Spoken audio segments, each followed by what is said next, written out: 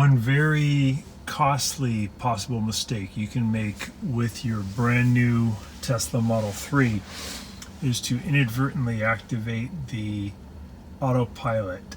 It is an upgrade that you can purchase at any time. You can do it right when you get your car, when you're ordering your car, or you can activate it any time after.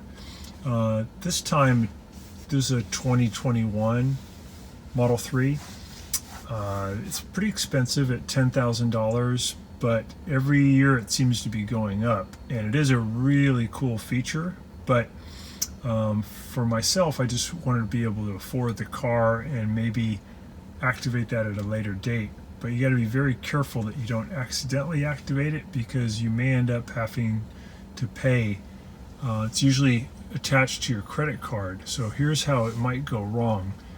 Under this icon, you press the car icon, come over here, and you have autopilot, this one.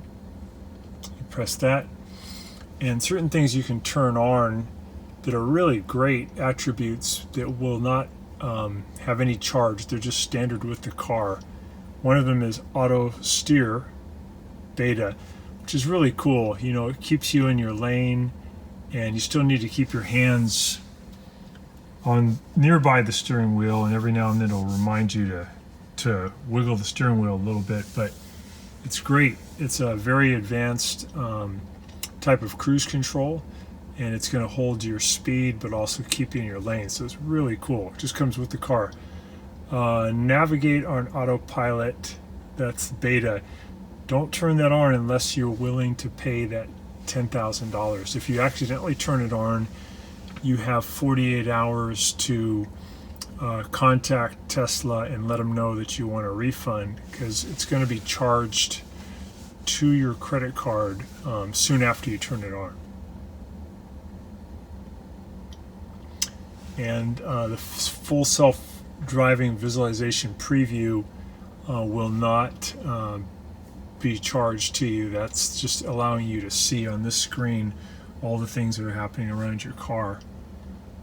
And I'm not really clear about this one, but I know that the auto steer is okay to turn on. You won't be charged. So just be careful that you don't accidentally turn on that one, because that one will put a charge, and it doesn't really tell you that that's happening until you might get a notice from your credit card company. So just be aware. If you ever do turn that on, though, you will find that it is a really great feature. It allows you, when you're on the freeway, it'll basically, your car will drive to your destination. It is in a beta form, so it's not totally without error, so you have to still be very conscious and paying attention, but I did experience it. It seemed to be great. So I'm looking forward to one day activating that, but can't afford the $10,000 yet. Hope this helps you. Thanks so much for watching our video, and please subscribe when you get a chance, and also hit the notification bell so we can send you lots more videos just like this one.